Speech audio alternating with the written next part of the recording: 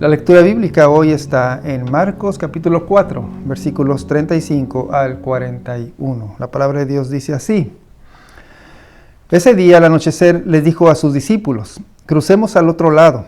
Dejaron a la multitud y se fueron con él en la barca donde estaba. También lo acompañaban otras barcas. Se desató entonces una fuerte tormenta y las olas azotaban la barca tanto que ya comenzaba a inundarse. Jesús, mientras tanto, estaba en la popa durmiendo sobre un cabezal, así que los discípulos lo despertaron. «Maestro», gritaron, «¿no te importa que nos ahoguemos?». Él se levantó, reprendió al viento y ordenó al mar: «Silencio, cálmate». El viento se calmó y todo quedó completamente tranquilo. «¿Por qué tienen tanto miedo?», dijo a sus discípulos. «¿Todavía no tienen fe?».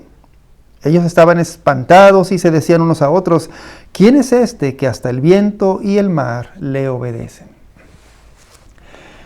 Ya vimos en el capítulo 4 del Evangelio de Marcos, ahí vamos en el capítulo 4, y como habrás notado en los mensajes anteriores también, cada historia de Jesús nos va diciendo cada vez más acerca de quién es Jesús.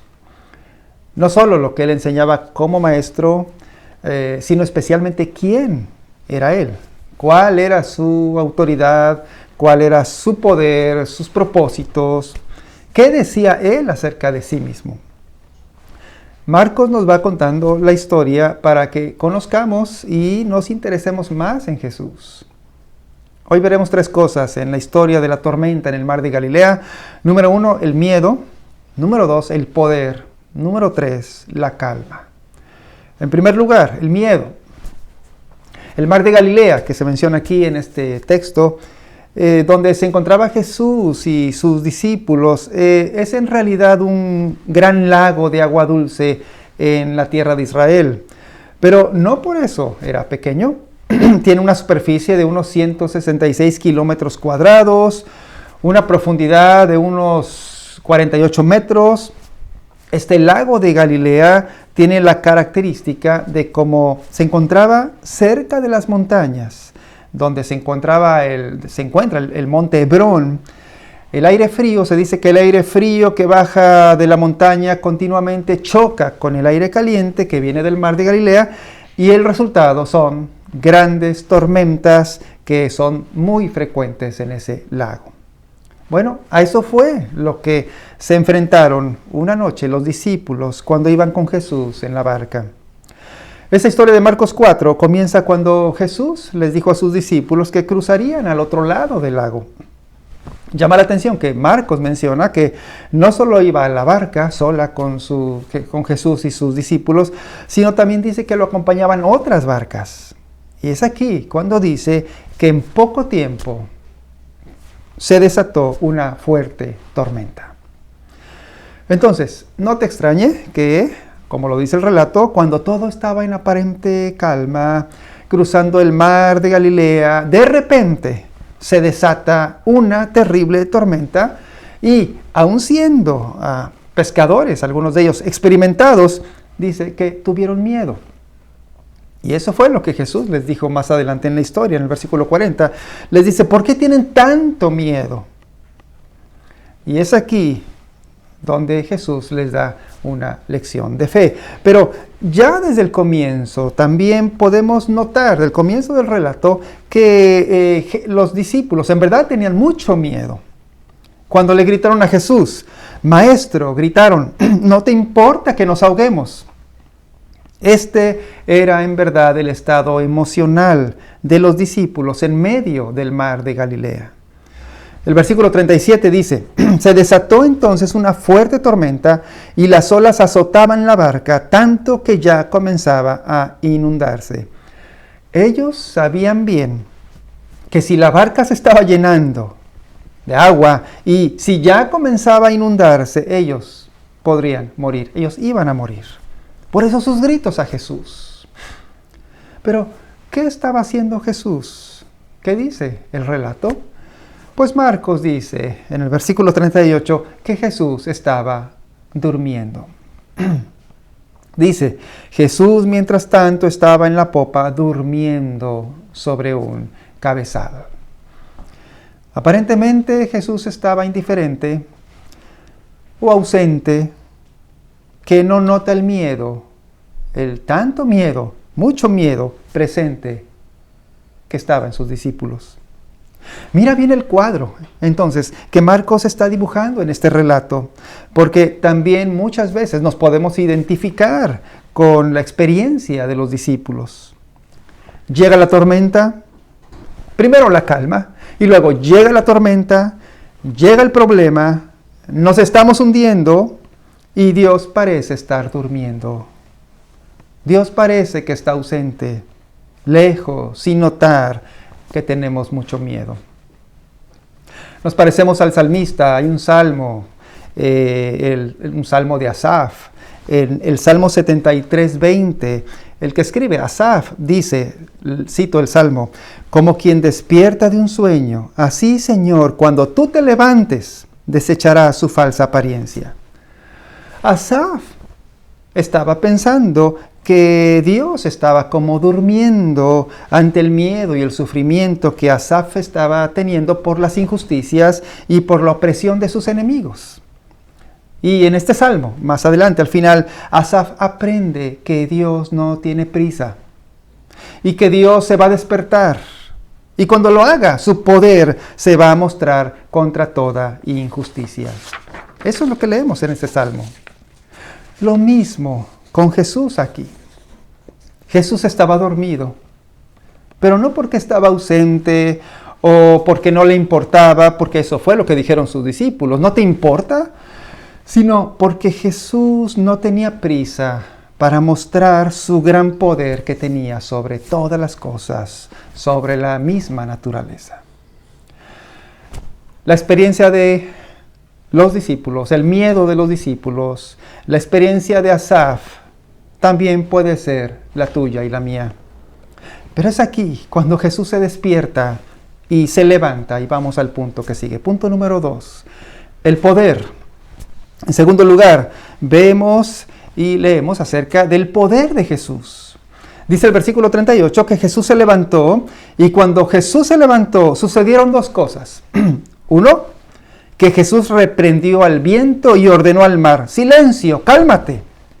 Como si Jesús le estuviera ordenando a un niño inquieto, con todo el poder y la autoridad de un mayor, que se calmara y que estuviera quieto. Pero piensa esto, aquí no se trataba de un niño pequeño inquieto, sino del mar.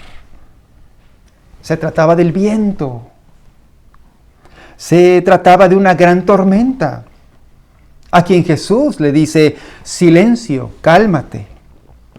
Y número 2, la segunda cosa que también vemos que sucedió es que el mar, el viento fuerte, la tormenta, todo se calmó inmediatamente, porque leemos: el viento se calmó y todo quedó completamente tranquilo. El viento y el mar le obedecieron al Señor Jesús. Mira, cada una de las historias que hemos estado leyendo en el Evangelio de Marcos y las próximas que veremos, nos está diciendo poco a poco y más acerca de quién es Jesús. Nota aquí que Jesús usó su propio poder, su autoridad para calmar la tormenta. Lo que nos está diciendo aquí entonces es que Jesús es Dios mismo hecho un hombre. Lo que nos está diciendo aquí es que si Jesús es Dios, Él tiene todo el poder del universo para calmar las tormentas en la vida que atravesemos. Pero hay algo aún más que esto que estoy mencionando.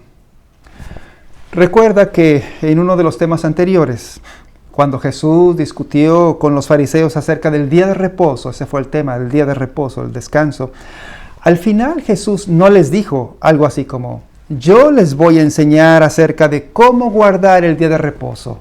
No dijo eso, sino que les dijo: yo soy el día de reposo. Lo mismo aquí en esta historia. Jesús no les está diciendo, no les dijo: yo soy alguien que tiene poder para calmar tormentas y cosas así. No, lo que Jesús les está mostrando aquí y les está diciendo es: yo soy el poder. Entonces, si Jesús con este evento del mar de Galilea nos está mostrando que Él es el poder, Solo tienes dos maneras de pensar acerca de Él, de Jesús, y de responderle con tu vida a Él. Dos maneras. Número uno, la primera.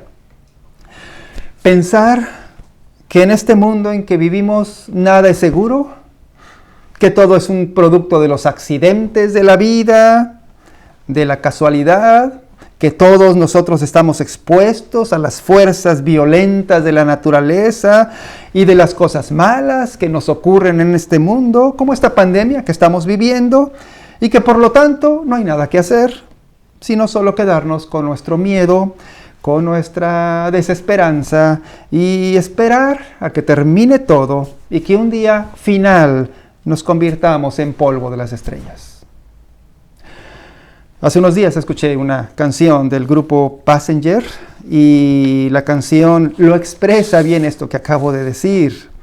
La canción se llama Feather on the Clyde, o Una pluma en el río Clyde, y cito una parte de la canción.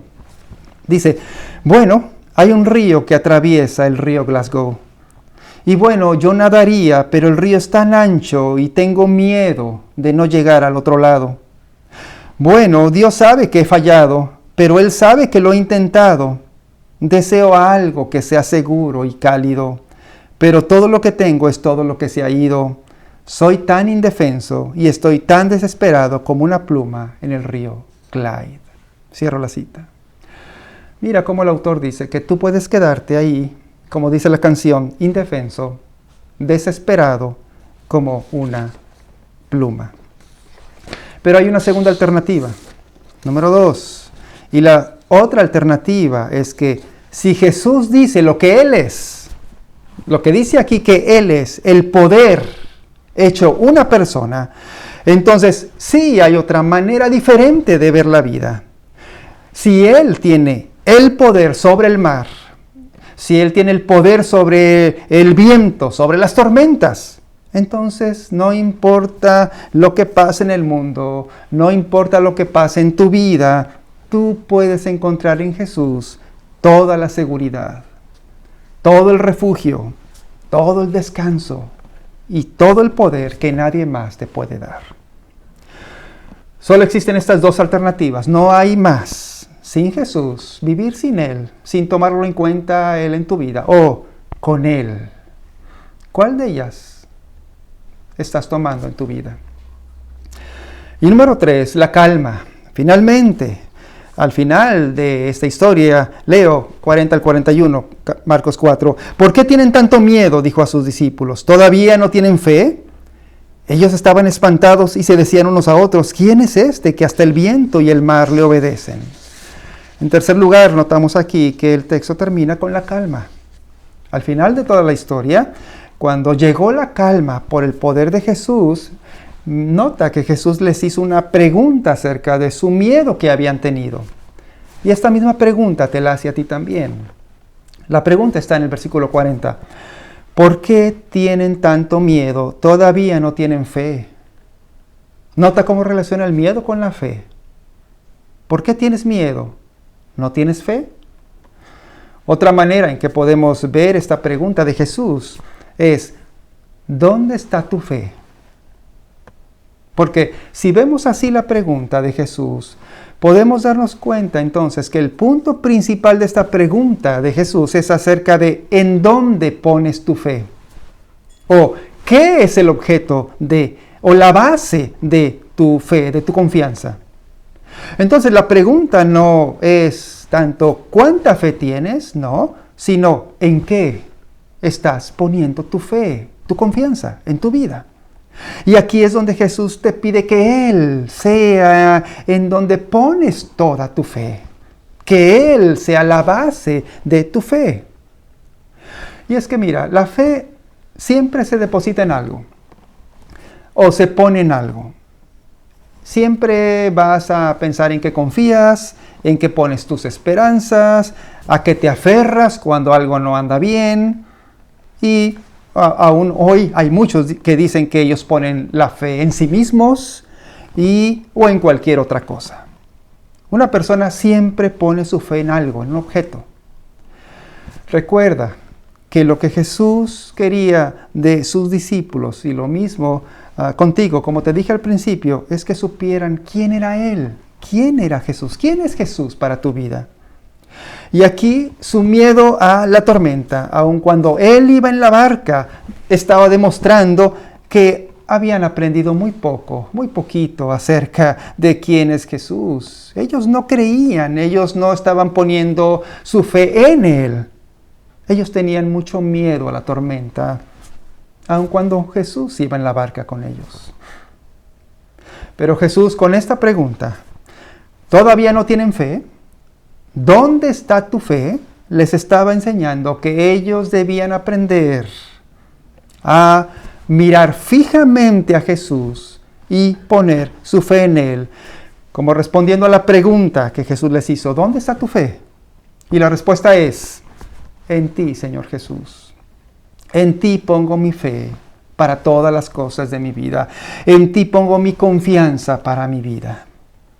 Te pregunto, ¿tienes esta fe en Jesús? ¿Dónde está tu fe? ¿Está en ti mismo? ¿Está en tu trabajo? ¿Está en el dinero? ¿En tu familia? ¿En un ser querido? Si tú quieres creer, pero no puedes, dile a Jesús: ayúdame, Señor, a creer. Tú eres el único que puede darme la fe que necesito, porque la fe es un regalo de Jesús. Puedes decirle: dame fe en ti. Si tú permites, y con eso termino, si tú dejas que Él sea el centro de tu fe y de toda tu vida, sabrás que Él te ama, sabrás que Él te cuida, y entonces tendrás el poder para enfrentar cualquier cosa en la vida y tendrás calma. Vamos a orar. Acompáñame en esta oración. Señor, ayúdanos a creer. Ayúdanos a confiar solo en ti y no en ninguna otra cosa que tengamos en la vida. Porque la única manera, Señor, en que podemos no tener miedo es por confiar en ti. Para todas las cosas de la vida, confiar en ti como nuestro Salvador y Rey. Porque tu poder es muy grande. Tú mismo eres el poder. Gracias, Señor, por tu amor y tu cuidado. Te lo pedimos en el nombre de Jesús. Amén.